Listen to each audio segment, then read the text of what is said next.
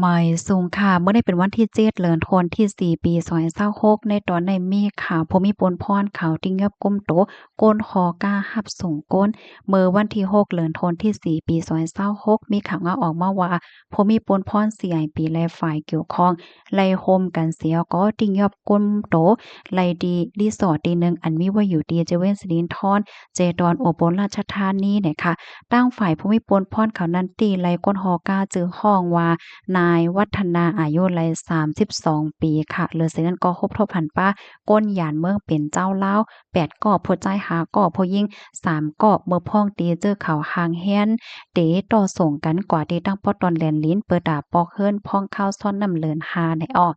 ผู้มีปุ้นพ่อนเขาไลกดท่าเสียวก็เลยฮู้ว่าแห่งการตั้งหมดในอ่ำมีวัดไหวเนี่ยค่ะ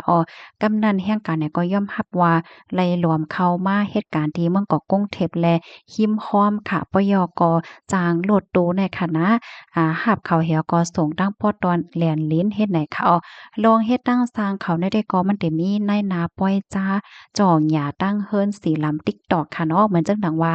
หับส่งก้นค่ะพี่น้องเฮาค่ะจื้ออันไข่ปอขอปอเฮิรนนั่นค่ะนะเฮาค่ะหับส่งปันอ้อกาขันมันได้ก็1ก้อนไหล1เห็ง2ปากต่อถึง3เห็ง2ปากค่ะเฮ็ดแหนเนาะเขาก็จองหญ้าเนอออนไลน์ว่าซังว่า ซึ่งในยาวเฮ็ดเนี่ยค่ะตั้งฝ่ายผู้มีปวนพรเขาเนี่ยก็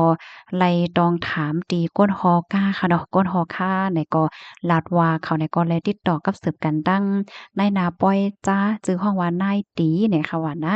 ไล่หาบกาจาง1ก็ไหลใน1เหง2ปากหวาดเฮ็ดจังไหนตั้งฝ่ายผู้มีปวนพรเขาเนี่ยก็ไล่เอาตัวจื้อเขาในส่งกว่าที่ห้องปลิงเสียก็ได้ปันตัวตามกว่าจอมหนังปักเปิงใหม่มีวันเมืองมีในข้อมูลตอนในคาเลปีมาที่ห้องการข่าว Workpoint ต่างไว้ไหนค่ะพี่น้องเฮาถ่อมข่าวโหนในยามหันเถิงจังหือพองไหนค่ะนะพี่น้องค่ะจ่องยามหันค่ะค่ะเหมือนจังว่ามันได้มีนายนาป้อยจ้าเฮเหี่ยวกับก้นฮอกาเสเพิ่นก็ได้ร่วมมือกันหลายๆฝ่ายจังนั้นค่ะนะเนาะบางจื้อเนี่ยก็รับหน้าที่ป่วนพ่นจ่องหญ้าเด้อสื่อตรงก้นออนไลน์บางจื้อก็รับหน้าที่ป่วนพ่นฮอกาและจังเนี่ยเนาะบางจื้อก็รับป่วนพ่น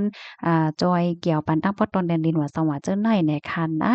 นี่ก็เป็นข่าวเงาที่ว่าถุงยาติงยับก้มโตเนี่ยค่ะหนังเฮอพี่น้องเฮาคาเขาซับบ่ได้จังไรรับรู้แลฟังสติกันนั่นแค่นต่อใจกันสืบเปิ้นแพ่แชร์กว่าเสกำเพราะว่าเฮาคามาด้วยมือเหลียวในใดก็เฮาคาได้หันเลยว่าผู้มีปุนพรเขาเปิ้นปักตาด้วยหลายๆตอนค่ะเนาะอำว่าได้เป็นลองเฮ็ดทางสร้างหน้าการตางานอันไหลก็เย้าในค่ะนะเนื้อสินั่นก็เปิ้นย้อนตั้งคมมือถึงกวนหวันกวนเมืองป้า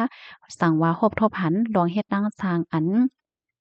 แลบอ่ำเจ้าหมายมีเนี่ยก็ให้ตึงลาตรีภูมิพลพรเขาในนั้นขนาดเนาะอ๋อค่ะยินจมกก็ค่ะเอาย้อนให้อยู่ลีลอนเพ่กันค่ะไม่ทรงค่ะ